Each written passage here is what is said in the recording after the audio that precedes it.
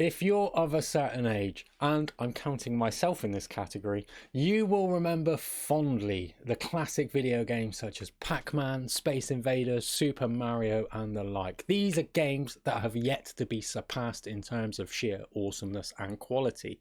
But if you want to play them today, you're going to need an emulator. Luckily, that is what our next talk is all about. Taken to the stage, next up at the 2021 CityJS conference is Stephen from Cambridge in the UK. Stephen is a fellow unemployable computer geek, and in this talk Stephen is going to be looking at how you can build a basic emulator using JavaScript, as well as looking at some of the things you probably haven't thought about, such as needing licenses to play the games themselves on the emulators. This is set to be a fascinating talk, and one which I'm sure many of you will have questions about afterwards, which is good because we have a Q&A session starting immediately after this talk. And if you are enjoying this talk, please do keep the posts coming in wherever you are watching along at home and on social media using the hashtag CityJS2021. Stephen, it is with great pleasure that I hand the stage over to you.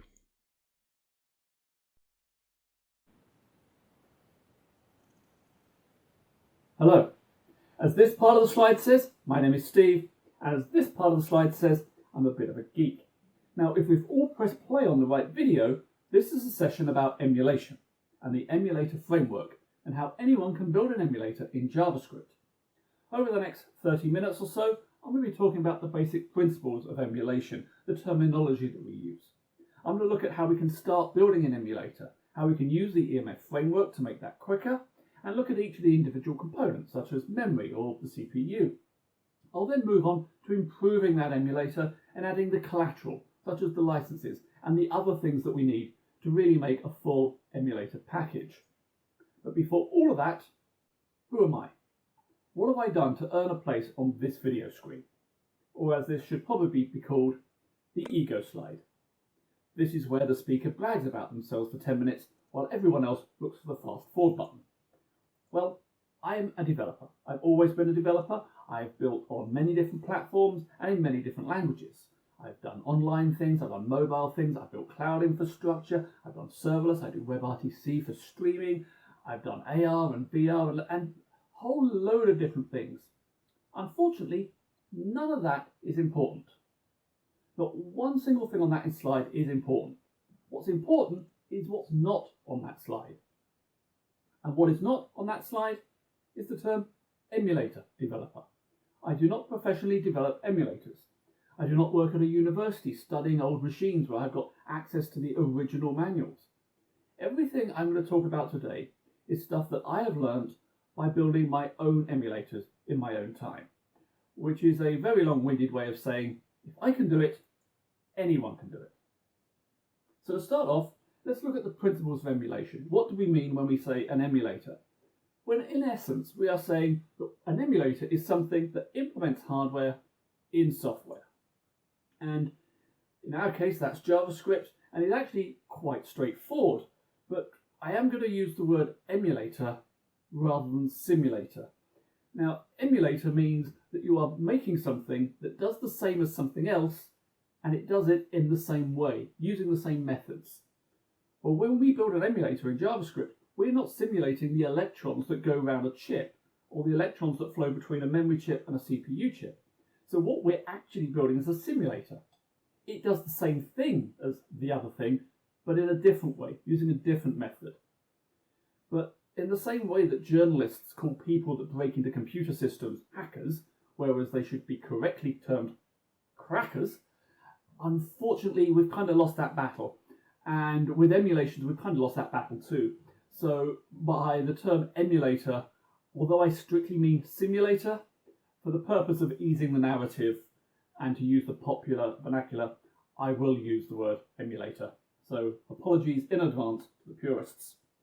So how do you build an emulator? What's the starting process? Well, the starting process is a block diagram of the machine you are trying to emulate. And you'll often find these in manuals or online, and they usually consist of the same type of things. It's a CPU, there's a memory, there's a bus that connects the two, which is essentially like an API call, and there'll be a display chip there perhaps, and there'll be the same set of components. And for each of these, we all need to build a piece of code. So in the basic development, we start with the clock. The clock is king. This is a nice steady beat that triggers everything else in the system. And it runs at however many frames a second you like.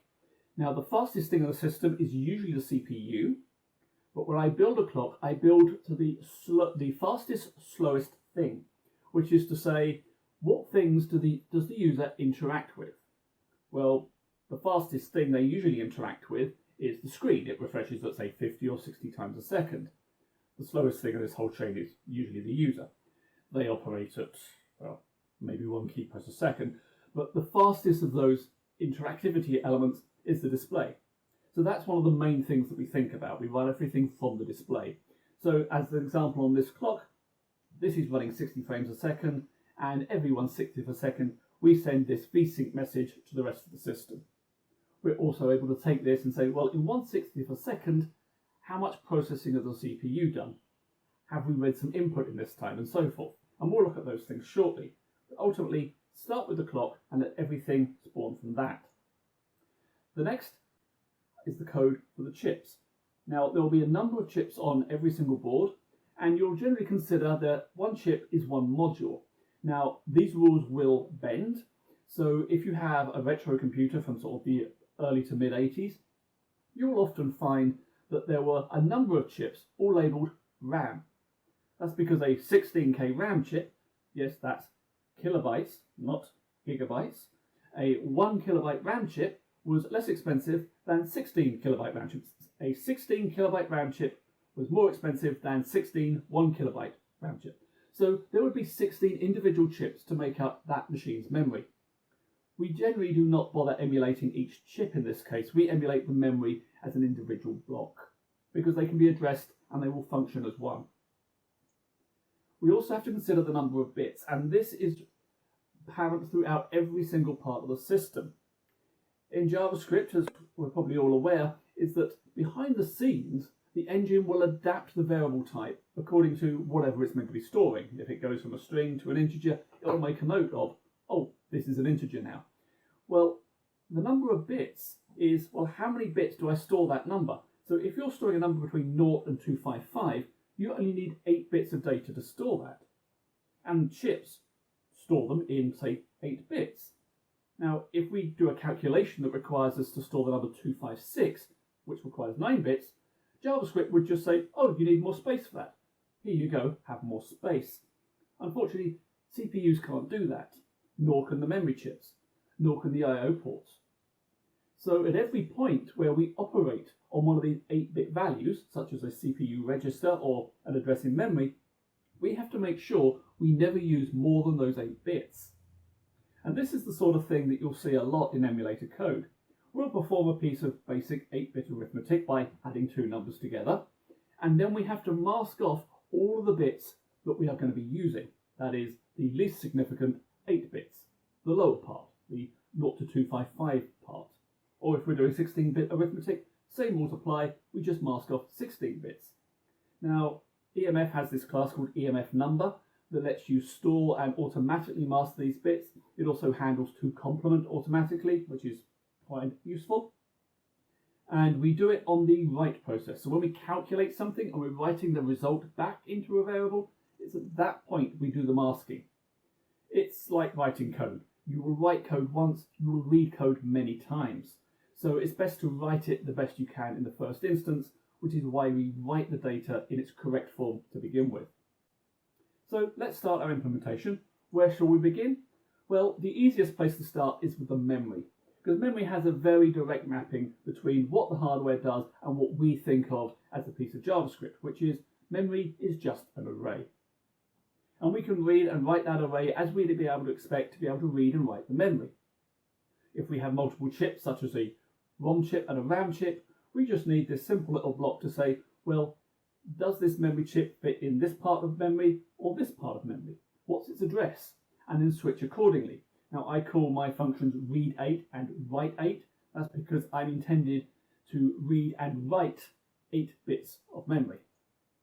We will also have a 16-bit version. This is where we will read, funny enough, 16 bits of data. And this has one possible gotcha. Some systems will store the low bits and then the high bits.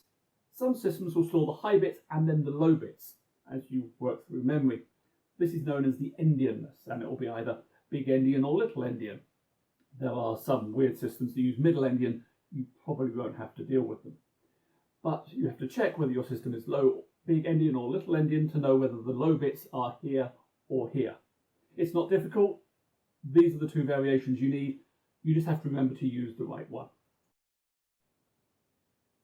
Next up is the CPU. The CPU is no more complex than the memory module. The only difference is the CPU has more work rather than more complex work. Now, of the CPUs I'm going to be talking about here, we're going to be dealing with those that have a fetch, decode, execute cycle. That represents most of the machines from the 80s and, to a certain extent, the majority of the 90s. When you get on later on to sort of the mid-90s onwards, you had the ability of pipelining CPUs, where multiple instructions could be fetched and decoded at the same time. For the purpose of these emulators, I'm only worrying about CPUs that would do a fetch and then a decode and then an execute in a very sequential manner. So, fetch, well, that just basically means get an instruction from memory. An instruction, or in this case we call it opcode. And that just references the memory module we've already seen. We have a program counter that tells us where in that program we are, and we say, get the instruction from this location. We then decode it, and decoding an instruction in an emulator is as simple as a big glorified switch statement. And there will probably be 256 of these for a basic CPU, going up to maybe several thousands in more complex ones. And then once we've decoded it, we execute it. And this just means doing the same thing in JavaScript that the CPU would have done in Silicon. Now in the case of a load instruction, that's quite straightforward. We read another byte from memory, we assign that into the register. That's a load instruction. An addition instruction might require more work, making sure you don't use more bits than you allowed, for example. But we'll come on to that later. But this is the essence of the CPU emulator. It's not complex work, there's just a lot more of it. Next up, we'll look at the display. Now, the display is the area where most emulators will differ. There were 100 machines that used the Z80 chip, but almost all of them generated their display in a slightly different way.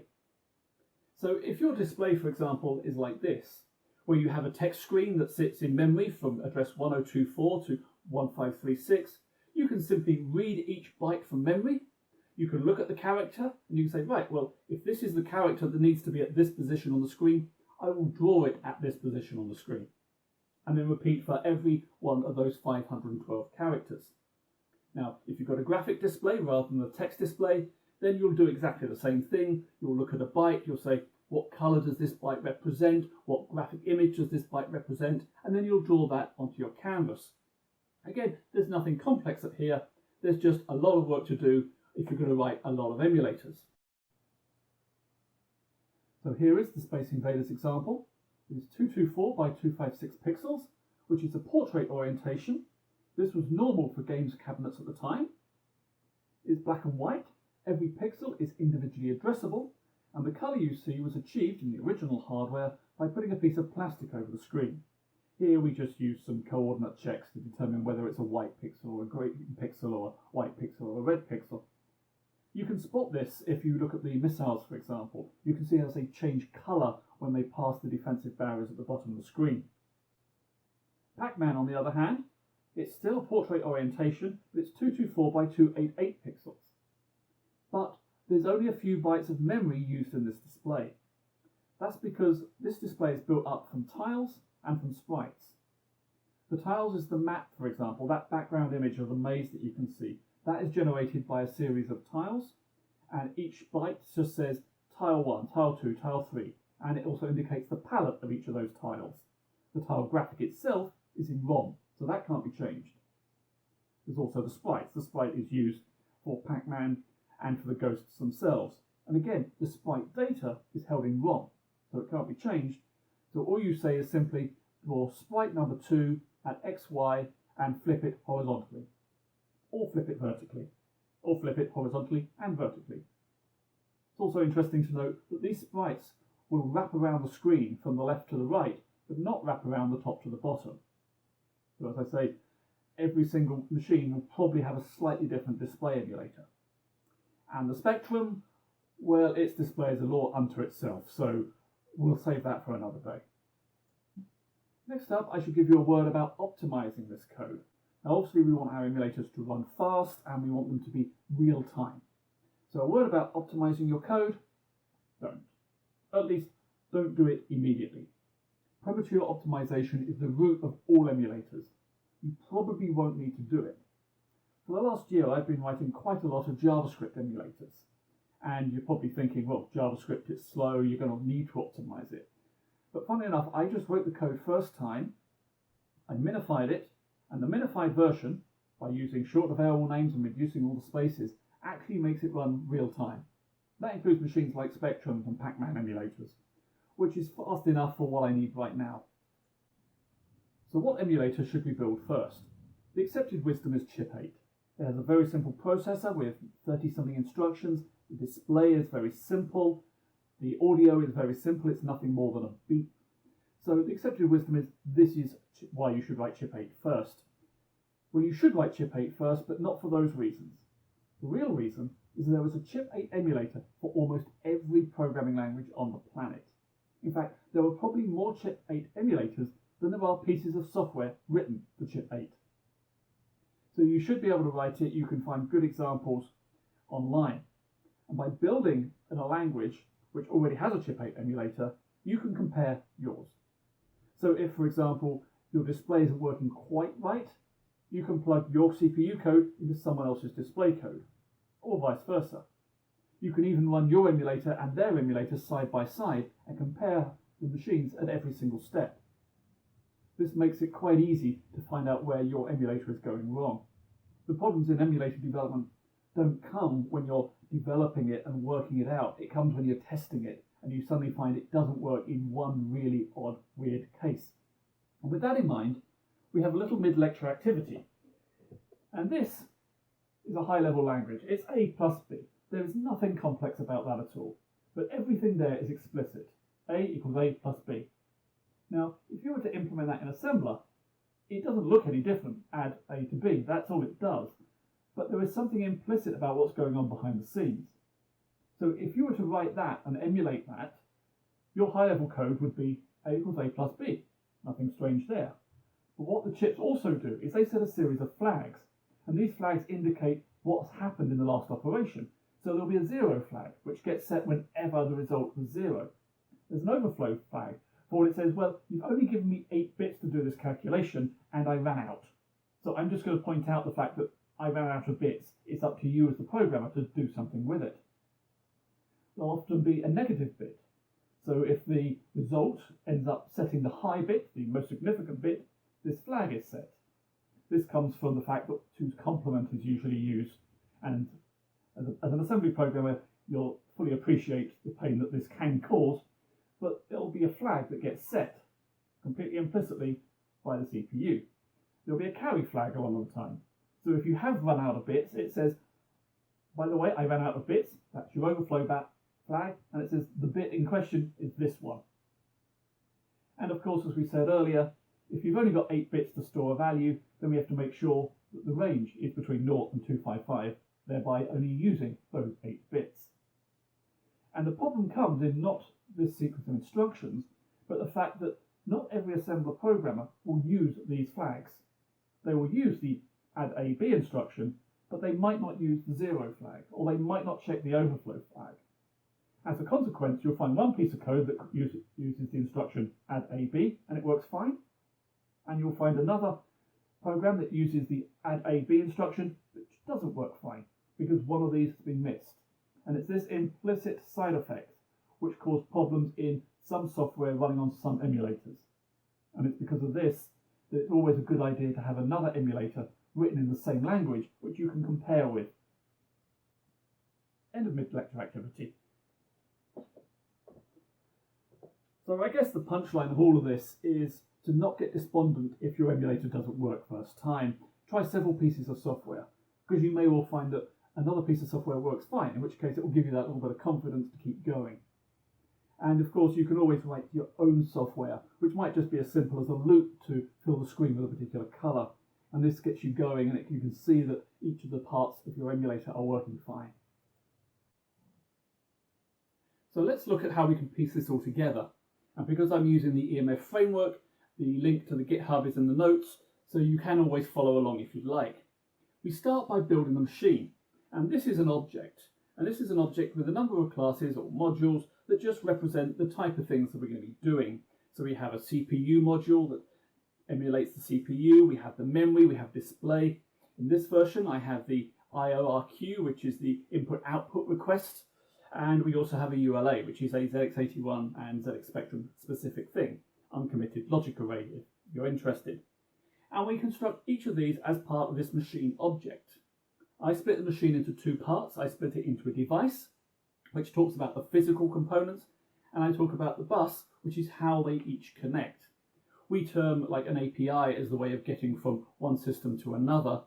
Here, there was no APIs. The APIs, in the sense of a computer, is the physical hardware bus between them, a series of tracks that allow electrons to flow. And I'll come back to the bus later on. So we start by creating each of these hardware devices, and we include those as part of our object. We then create a series of functions that allow us to execute on those. So here we have the example of a start function, and this is the start function for the machine as a whole. And all we do in each case is we say, if this machine is starting, then the emulator needs to start for the CPU, and the memory needs to start, and the display needs to start, and the input-output needs to start, and so on. Now, not all of these will have a start function, and you can certainly eliminate some of this logic by ensuring they all do. I unfortunately get a little bit lazy and forget, so I like to protect it this way. But it's not necessary. I'm also storing the results of what did it do in the case of this start process into this processed object that I return. This comes in useful for other functions. Because here we're showing start. This is what happens when we begin our emulator. But we'll have exactly the same methods if we want to reset the emulator or get its state or set its state or call update, as we'll do every 1/50th or 1/60th of a second. So each of those instructions is almost exactly the same. The machine reset calls reset on each of its constituent parts. Get state calls get state on each of its constituent parts. In this way we can serialize the entire machine just by calling get state and set state on its machine object, which makes life very simple for replaying the emulator and saving our state and coming back to where we were earlier on.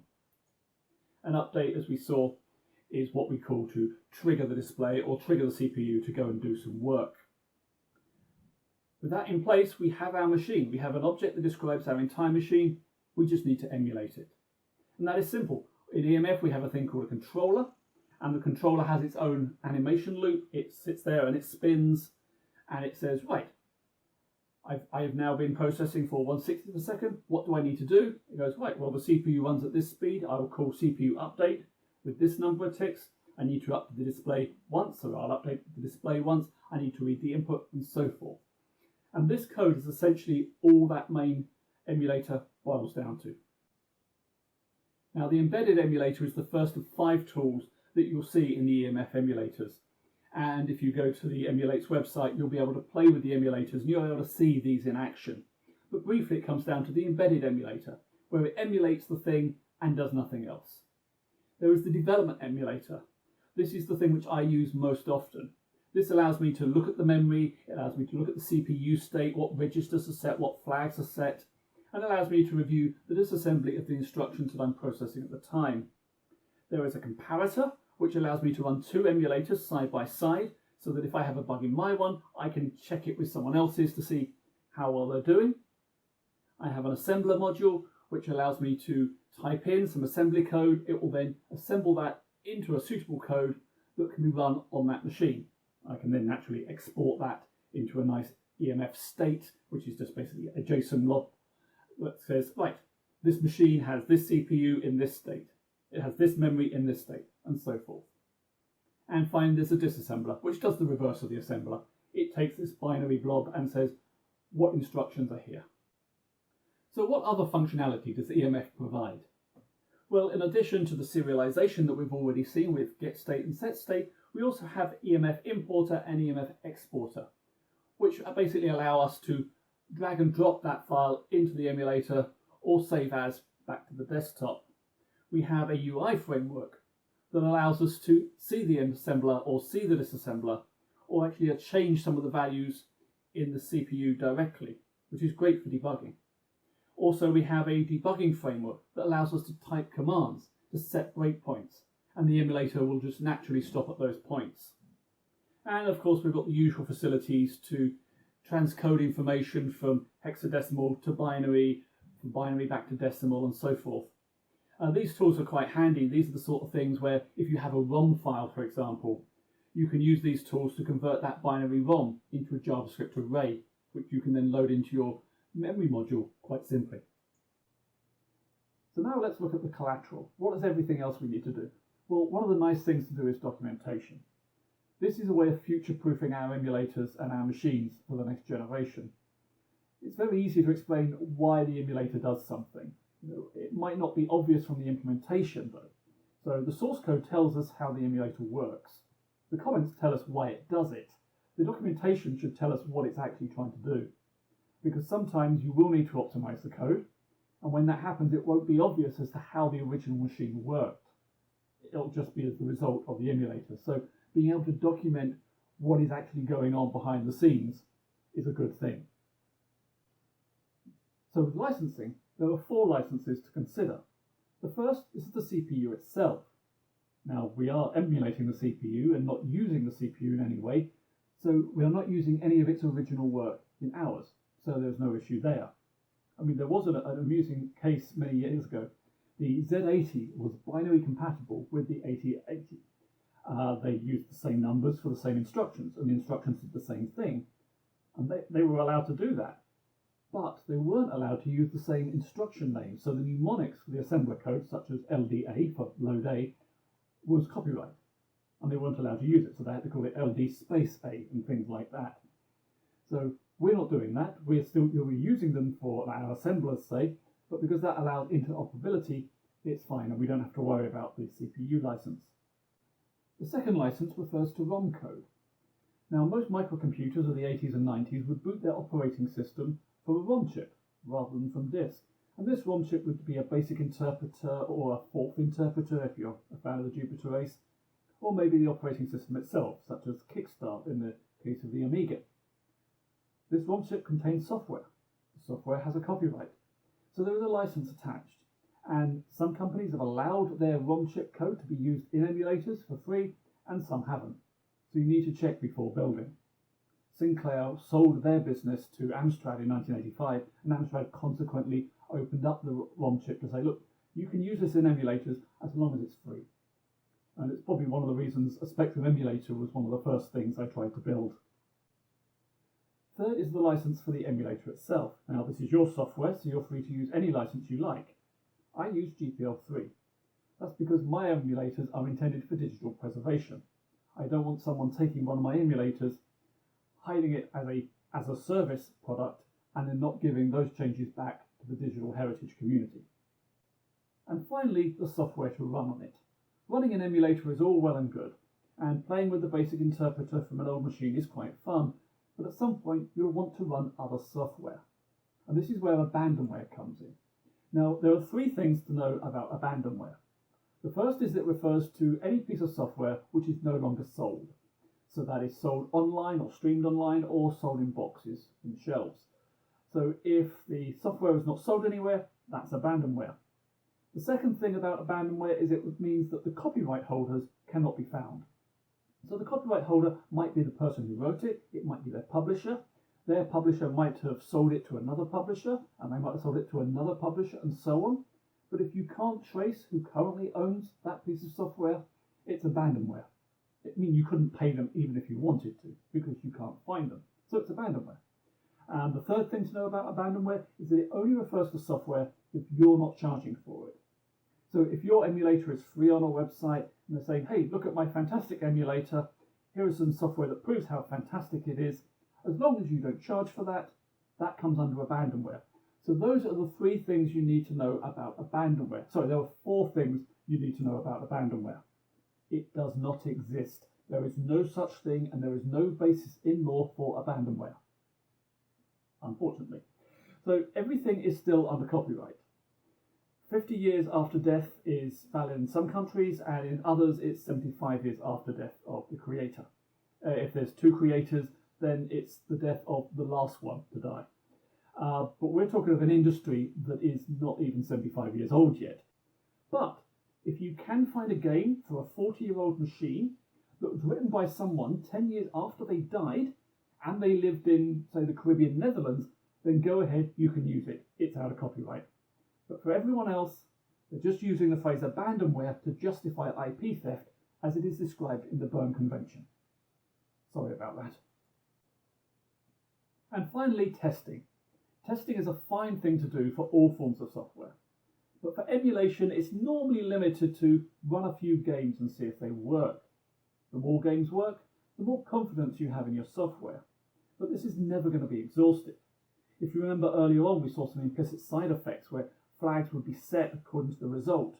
If you're not testing every single variation of those flags, you can't be 100% sure your emulator is going to work, which means at some point down the line, one piece of software will just not work. So the best type of software test to build is a native test. This will run inside the emulator itself and will run the actual instructions. You could even run this on hardware, but it also means you'd be able to run it on any other emulator that emulated the same platform.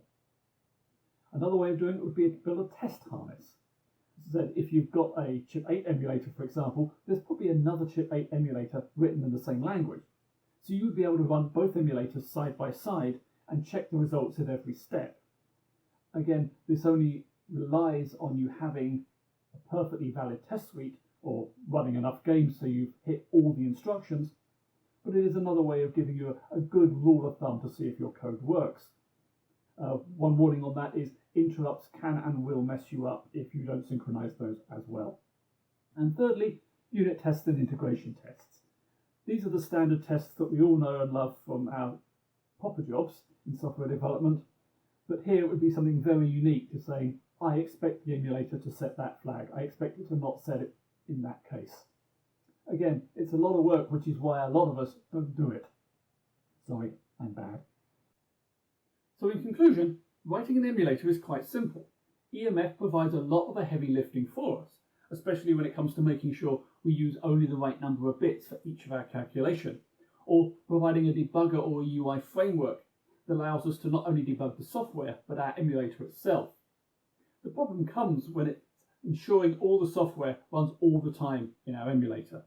We only need to miss one carry flag or miscompute one interrupt and things will go wrong. And it's the latter case where things do get really tricky.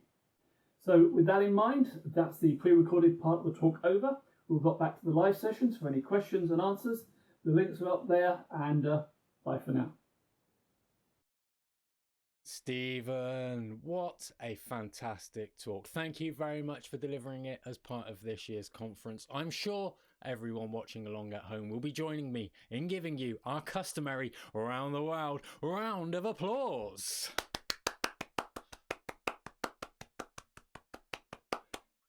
Now, after that talk, if you are sitting there thinking, oh, I wish I had a bit more Stephen in my life, good news, folks. We are about to start our Q&A over on GatherTown. Please do hop over there and put your questions to Stephen for some insightful, I'm sure, answers. Keep your posts coming in on social media using the hashtag CityJS2021, as well as the comments rolling in wherever you are watching along online. Stephen, once again, thank you for being part of this year's conference. Stephen, what a fantastic talk. There is no need to emulate something awesome because you delivered it in spades. Thank you very much for being a part of this year's conference. How did that go for you? Brilliant. I filmed that a month and a half ago, and I've forgotten everything I said. So with any luck, you'll remind me what it was like. Well, I hate to break it to you, but I was not watching the talk, but I caught enough of it to know what you were talking about. Emulators, lots of games. We were making lots of sound effects here in the AV team to the annoyance of everybody on Zoom. So we've got a question here, and to set the scene, they're talking about us entering the age of online services. Mm. Are your emulators intended for digital heritage, or could they be used for digital heritage in this new online services world that we live in? So yeah, my focus on emulation has always generally been on the heritage front. If you want to play games on a Spectrum emulator, there's 1,000 emulators out there, quite literally, that will do it. My intention was always, well, I'll start with those old computers of the 80s and then work backwards to computers of the 70s and the 60s, because those ones generally don't have emulators. People aren't as interested in those as I might be. And going the other way, sort of moving from the 80s to the 90s, and especially into the 2000s onwards, you get a bigger problem, which has got nothing to do with emulator builds, but more a case of the infrastructure on the cloud side or on the server side, as it once was before we had cloud. And that is, you're building a game, and I was in the games industry for many years. I was guilty of this. You'd make a game, it would sit in the browser, it would talk to a server, and then as soon as the company went poof, off goes the server and you can't play your game anymore. No matter how good your emulator is, you can't emulate that back-end server unless you know what went on that server. And that stuff was never recorded. No one ever sort of made a backup and they said, oh, we're sorry, we're taking this game offline. We're sorry you bought the game and now you can't play it. We'll give you the server code for free. We'll open source the server code. Almost no one did that. So digital heritage angle works up until a point, and then you hit the online age, and you suddenly find all these games are no longer playable. Hmm. And unfortunately, I wrote a number of those games which relied on a server, and they're not available in any form anymore. Oh, it's such a shame. And I think it's a huge shame because the web is supposed to be something that lives on. Personally, once I put a URL on the internet, I try not to change it ever. Those websites that were there a decade ago. And if we lose that old stuff, we lose the history and the heritage. It's nice that you are there creating emulators for them. I'm interested though. Any games that you've made that I would have heard of? Hope not, because if you have, I'll probably have to apologize after this. So yeah, I mean the most famous. It depends on which area you're from. So the first game that made me a Z-list celebrity was a game called Grand Prix Manager, and this was on the PC, and this was back in the 90s, and this was, as the title suggests, where you get to manage a Grand Prix team. You get to buy and sell drivers, develop parts for your car, swap them out, organize lap runs around the Grand Prix circuit. And this was a fairly big hit. And then we did Grand Prix Manager 2, which was a bigger hit. We had the late Sterling Moss doing voiceovers for us. And that game has some notoriety in as much as it was written way back, late 90s, I think, 97, 96, something around there. But people are still developing add-ons and new tracks and new cars for it even today, 20 odd years on. Every year, someone says, hey, I've just released this patch for this game. You can now play the 2020 season of Grand Prix with the original code, plus all the new stuff they've managed to tweak in and hack. They've hacked through the binaries. They've worked out how everything works. They've worked out how the copy protection works so they can actually make it work in this modern environment. Because it was originally written for Windows 3.1,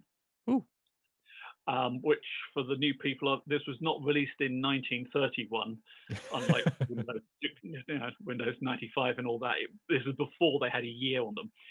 So the platform essentially needs to be emulated. The whole Windows operating system needs to be emulated before you could start emulating the game or anything like that. So that one was moderately famous. Die Hard Vendetta, which is the GameCube, PlayStation, Xbox. Yeah, that was moderately, well received. That got to #1, which was quite nice. When that was out, actually, it was first out on the GameCube, and then a short while after it became out on PlayStation and Xbox. Obviously, it's the first time I'd had a big box release for about 4 years at that point. So I was really keen to see game in a box on a shelf.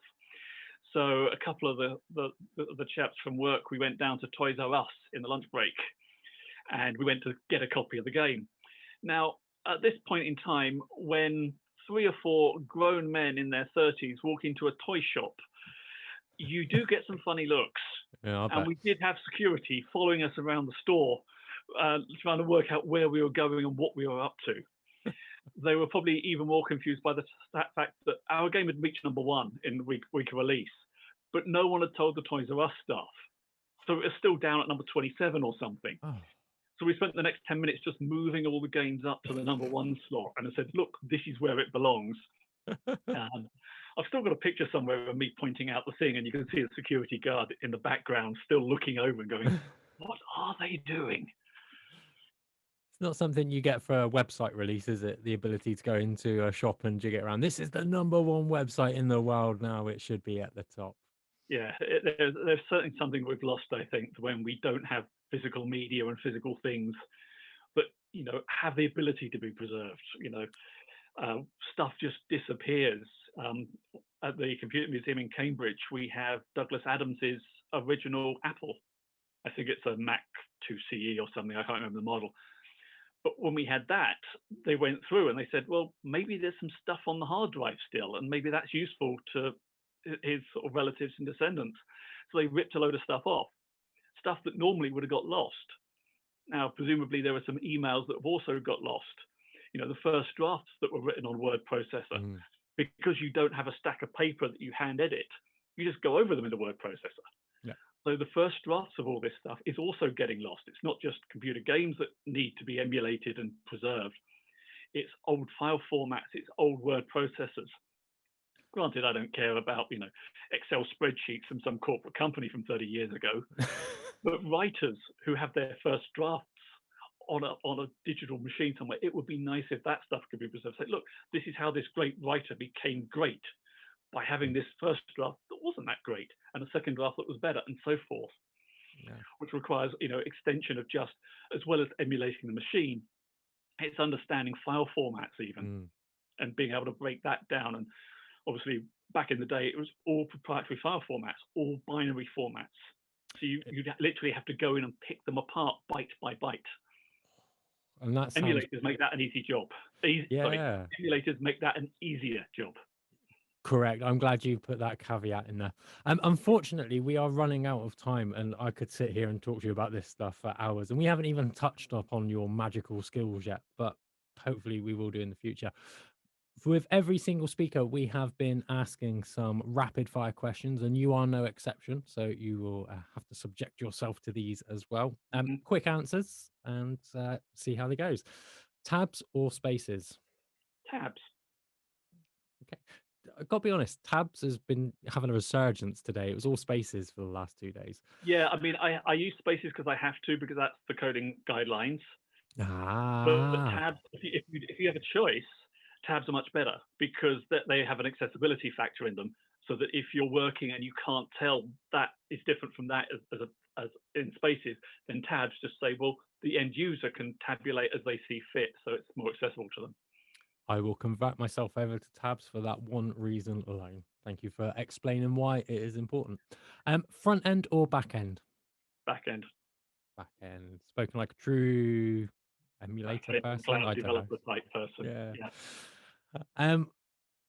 If you had to use one framework for the rest of your life, would you choose Angular, Vue, React, or something different?